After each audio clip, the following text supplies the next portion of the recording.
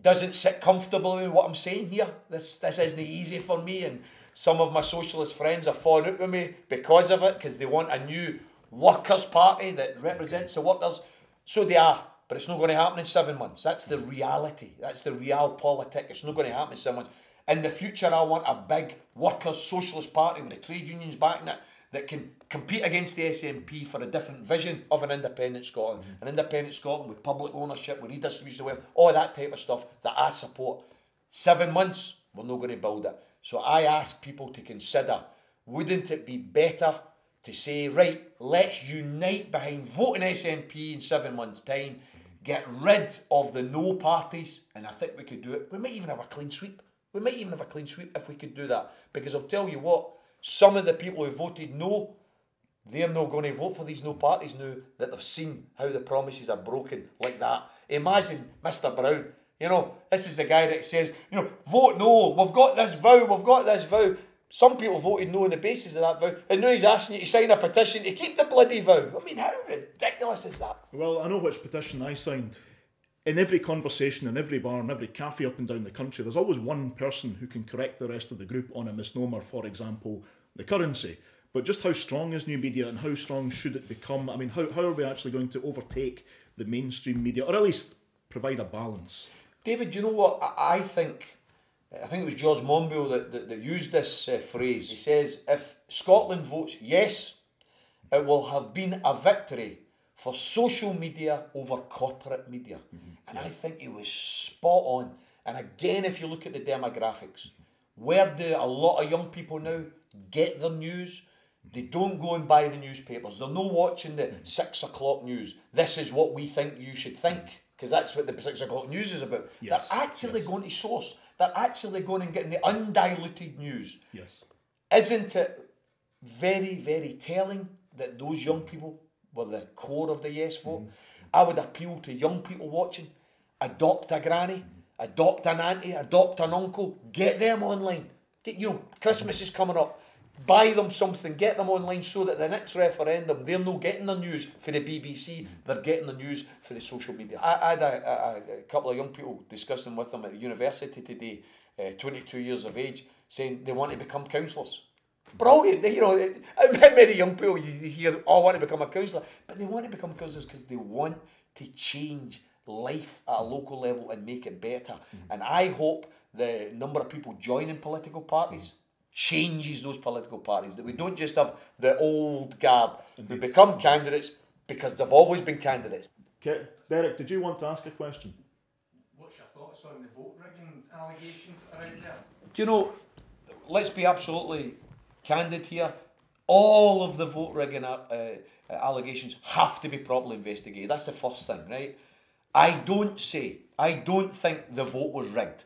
I think the vote was bullied, intimidated, bought by the multi-millionaires and the bankers and the supermarkets, dragged into number 10 Downing Street and told, go and frighten the people. Go and tell them if they vote yes, they're going to pull out of Scotland. If they vote yes, the supermarket prices are going to go up. Deutsche Bank, get on the telly and tell them, if they vote yes, there'll be a Great Depression.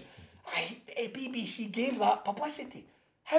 Some wee guy in Deutsche Bank, that's a bank that's getting bloody investigated for all sorts of fraud, gets airtime to say, if you vote yes, there'll be a new Great Depression. Based on what?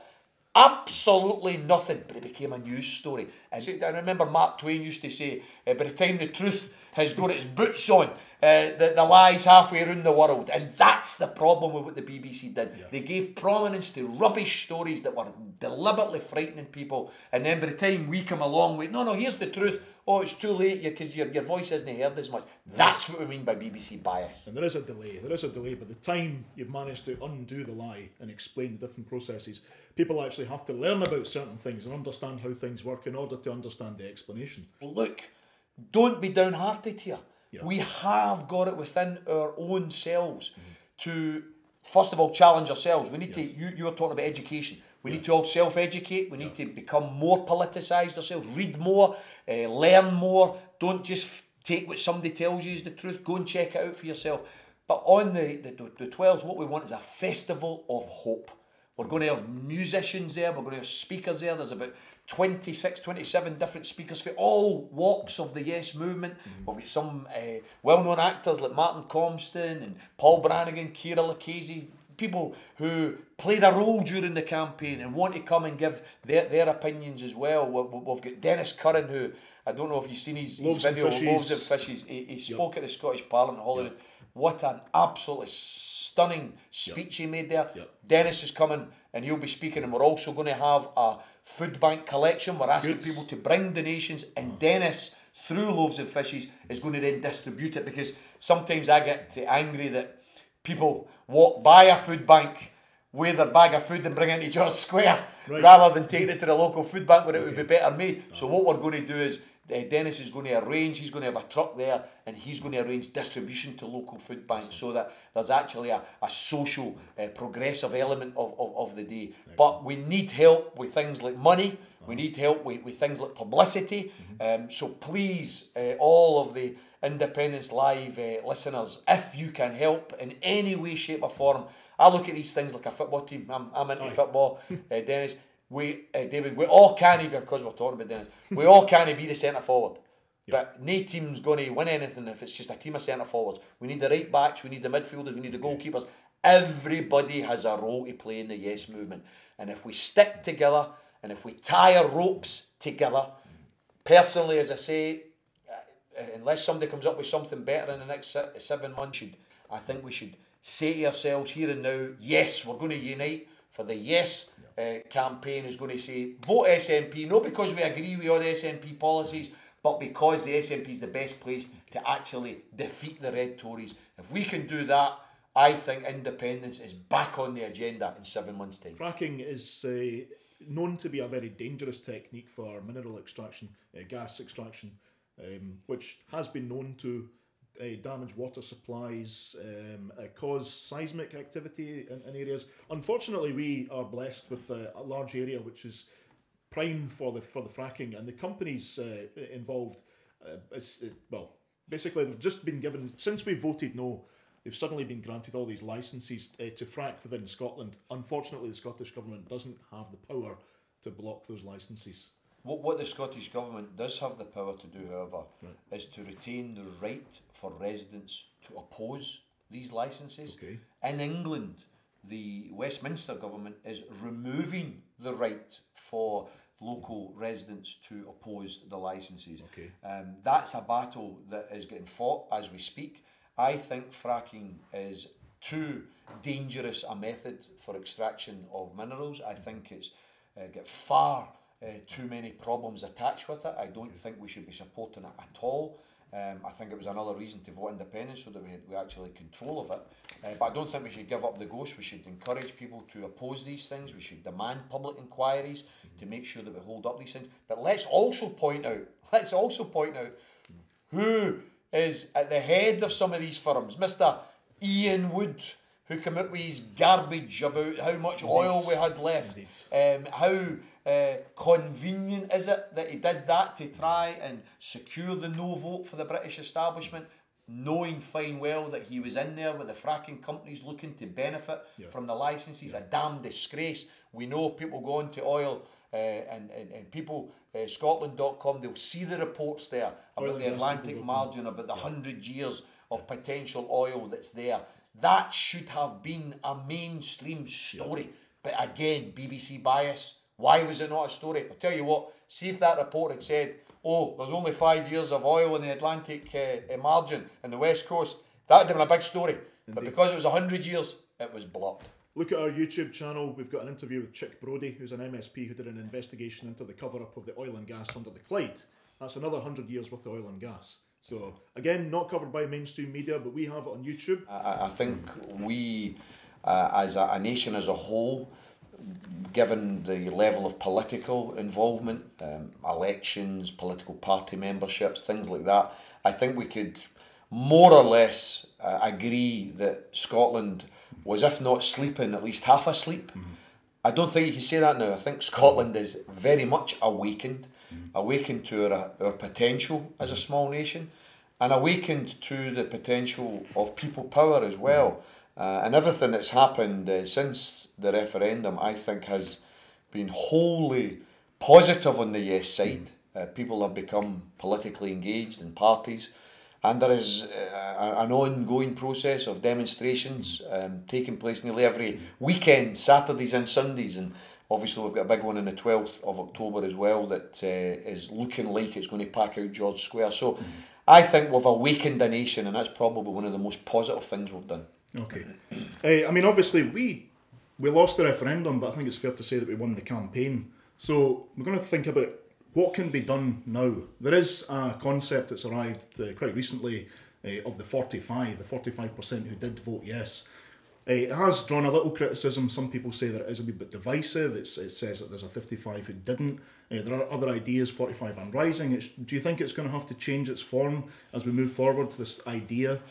I think it's probably too early to start drawing conclusions about the name of or even the shape of the movement. I think we can all agree that what we have to do is harness the energy, harness the positivity, and try and keep as many people together as possible. The yes movement was glorious. It brought people together from all walks of life, different political ideas, and people, I think, were very, very clear that they might not agree with every dot and comma what everybody else was saying, but we all agreed that Scotland had the enormous potential to be a small and much fairer independent nation. That's what we need to keep in focus.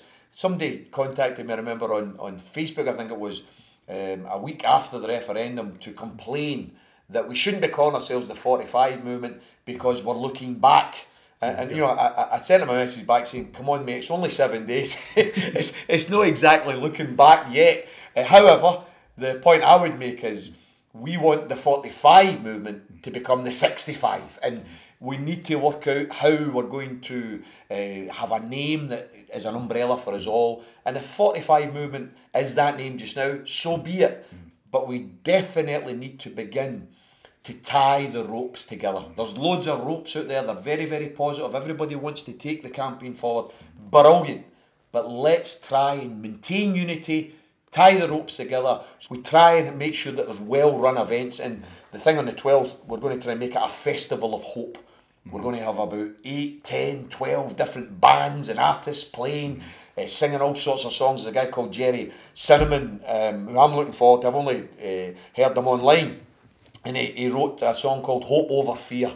And for anybody that's not listened to it, please go and look it up, Hope Over Fear. You'll get it on YouTube. Absolutely exhilarating, really uplifting. He's going to come and play it live in the square on the 12th, and that's something to look forward to in and of itself. What do you feel about the standard of the opposition within the chamber at the moment? Well, you know, I had a debate on the BBC Good Morning Scotland about the Aberdeenshire Council apparently going to pursue people for 25 years poll tax debt, which is a pile of nonsense. And I was debating with a Tory councillor who I used to cross swords with when I was in the chambers, a guy called Bill Aitken. And I made the point that I actually, when I was a councillor, had more respect for him and for John Young, a Tory councillor, than I did for the Labour mob, because I knew what they stood for and I knew that they were actually fighting for what they believed in, whereas the Labour mob, they don't believe in anything any longer. All they believe in is getting elected. You look at their activist base now. You know who's going to be campaigning for the councillors and the MPs at next election. Their families. It's a payroll vote now. They actually don't have activists. I joined the Labour Party when I was 17 years of age because I wanted to change the world. And I believed Tony Benn. Tony Benn at that time was standing for the deputy leader. And I thought, brilliant, I love this guy. This guy's talking radical. This guy's talking about redistribution of wealth. I believed in him, and the Labour Party at that time believed in unilateral nuclear disarmament. Brilliant. What does the Labour Party believe in now? They've got no principles. They've got no backbone. They are just a lifeless corpse. They don't know their deed yet, but they are deed. There's no doubt about it. The Labour Party is dead in Scotland. The two responses I get in the street now, whether I'm going shopping, whether I'm getting the bus into the university, the two responses I get from people in the street is how sad it is we lost the referendum, surely we'll win it the next time, and then the second response is, I'll never vote Labour again. Labour are finished. And from my point of view, I made the point at the TV show on the night of the referendum that it was a Pyrrhic victory for the Labour Party, and people should look up the Greek history. The Greek general who won the particular battle, he lost that many troops in winning the battle, he ended up losing the war. And that's what's going to happen to the Labour Party here. They may have won this battle, but they have lost so much credibility, they've lost so many members, they've lost so much support, they've lost the war. That's a dead political party. Excellent. Okay, I think, just given time here, we'll make this the last question. We've got Graham Gordon here. How do we change the mainstream media on which many still rely? So that kind of takes us back a little bit. I mean, cancelling the licence fee gives them a shock. But there is the thing, we can't just dispose of the BBC. It's not within our power to do that. Do we have to support the BBC in order to rehabilitate itself? I mean, is there something that we can do at a Scottish Government level, or even their group of MPs in Westminster that can maybe devolve some of the media powers so that we can actually legislate in some way? I think it's dead important that we all make the point here, and I'm sure we all agree, when we attack the BBC, we're attacking the institution. We're not attacking the staff. We're not attacking the people who work for the BBC. Whether it's the people that do the production work, whether it's the reception staff. I don't want to get any of them into any trouble, but most of them I think were voting yes, because I was in and out there during the referendum campaign. These are ordinary people who are doing a job and who are given instructions from on high. The BBC Corporation is the fifth estate. It's part of the British establishment. Just as they did during the Iraq War, just as they did during the miners' strike, they back up the establishment. That's what they did during the referendum. So we're not having a go at the staff, we're having a go at the institution. How are we going to change it? It's going to be a big, big revolution required. I think in an independent Scotland, we would have to have democratised the media. We would have to open up the media to all voices instead of just the mainstream voices. We would have had to have a media that wasn't distorted by the time you get it. I mean, let's face it, you've got multi-millionaires paying the middle class to tell the working class what to think. That's no good enough as a media. I always remember the old adage, I think it comes from America, you know, what the media does is it pees on your leg and then tells you it's raining.